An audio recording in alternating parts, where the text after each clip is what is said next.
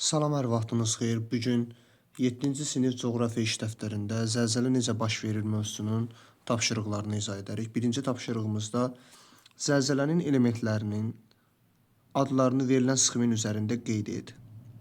Onların izahını yaz. 1. Epicenter.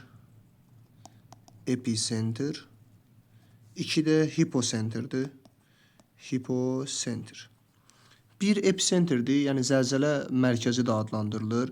Zəlzələnin yer üzərindəki proyeksiyasına epicenter deyilir. Ən çox dağıntılar da epicenterdə baş verir.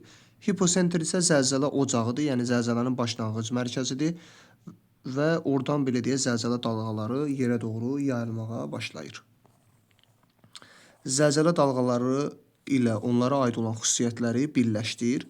S dalğalar və P dalğalar ən sürətli dalğalardır. Bildiyimiz kimi ən sürətli dalğalar əlbəttə ki, burada biz deyə bilərik P dalğaları. P dalğaları daha sürətli olur. Dağıdıcı gücü daha çoxdur. S dalğalarının sürəti az olsa da dağıdıcı gücü daha çoxdur. Ona görə bu S dalğalarına gedəcək. Epicenterdən uzaqlaşdıqca gücü zəifləyir. Epicenterdən uzaqlaşdıqca gücü zəifləyir. Bu əlbəttə ki, səth dalğalarına aiddir. S ilə P dalğaları isə daxili dalğalardır. Yəni bunlar səth dalğaları getmirlər. Tsunami hadisəsi bu dalğaların təsiri ilə baş verir. Bildiyimiz kimi S dalğaları suda olmur. P dalğaları isə tsunamini yaradır. Ona görə P dalğalarına aid olacaq tsunami. Sürəti nisbətən zəifdir.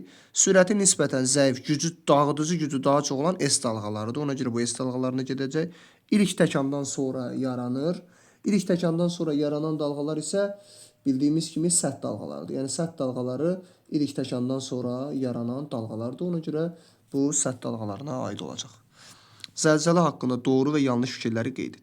Hipocenterin dərinliyi çox olarsa, zəlzələ zamanı dağıntılar daha çox olar. Xeyr, hipocenter nə qədər dərində yerləşirsə, zəlzələdə dağıntı az olacaq.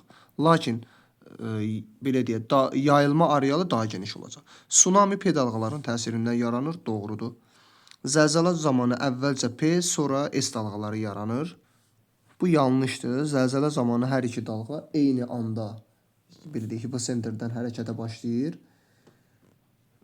Zəlzələnin epicentri hipocentrə perpendikulyar istiqamətdə yerləşir.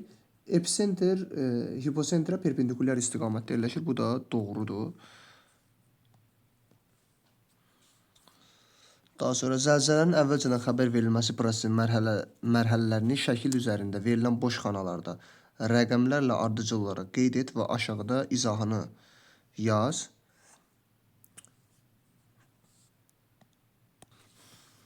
Burada belə deyək, 1 olacaq, 1 burada olacaq. Hipocenterdən ilk dalğalar başlayır. Hipocenterdən S və P dalğaları başlayır. Daha sonra 2 bu həmin dalğalar belə deyək, meteoroloji stansiyalara, yəni zəlzələ stansiyalarına məlumatlar gedir. Daha sonra 3 peyklər vasitəsilə bu məlumatlar peyk vasitəsilə qəbul edilir. 4 də daha sonra bizlərə ötürülür. Yəni bu ardıcıllıqla gedəcək. 5-də mətndə verilən boşluqlara uyğun sözləri tamamla. Okean və dənizin sahillərində yaranan dağıdıcı dalğadır. Nə? Əlbəttə ki, burada tsunami olacaq. Tsunami okean və dəniz sahillərində yaranan dağıdıcı dalğa hesab edilir. Ən çox sakit okeanda baş verən zəlzələ zamanı meydana gəlir. Tsunamilər ən çox sakit okeanda baş verir. Ona görə bura sakit okean olacaq. Tsunami yaranan zaman sahildə dayanan gəmilər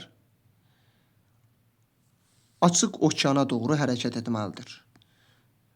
Açıq okeana doğru hərəkət etməlidir. Çünki sahil boyu ərazilərdə dağıntı çox olur da. Yəni ona görə gəmilər açıq okeana doğru hərəkət etməlidir.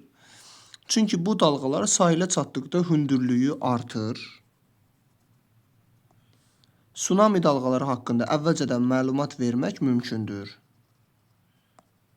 Ona görə burada da olacaq, mümkündür. Daha sonra zəlzələnin daha çox baş verdiyi məntəqələri müəyyən et. Zəlzələ litosfer tavalarının toqquşma zonasında və yaxud ayrılma zonalarında baş verir. Həmçinin tavaların sərhədlərində baş verir. Bizim ən məşhur 2 seysmik qurşağımız var. Bunlar Sakit Okean odlu qövsü və Alp Himalay qurşağıdır. Burada 1 və 3 rəqəmləri Sakit Okean odlu qövsündə yerləşir. Ona görə zəlzələnin şiddəti baş verdiyi ərazilərdən biridir və bir də 6 rəqəmi də Hind-Avstraliya ilə Avrasiya tavalarının toqquşma zonasıdır. Ona görə 1, 3 və 6 zəlzələlərin daha çox baş verdiyi məntəqələr olacaq. 2, 4 və 5 rəqəmləri, yəni 2, 4, 5 zəlzələlərin az baş verdiyi, demək olar ki, baş vermədiyi ərazilər qrupuna aiddir. Çünki bunlar litosfer tavalarının sərhədindən uzaqda yerləşirlər.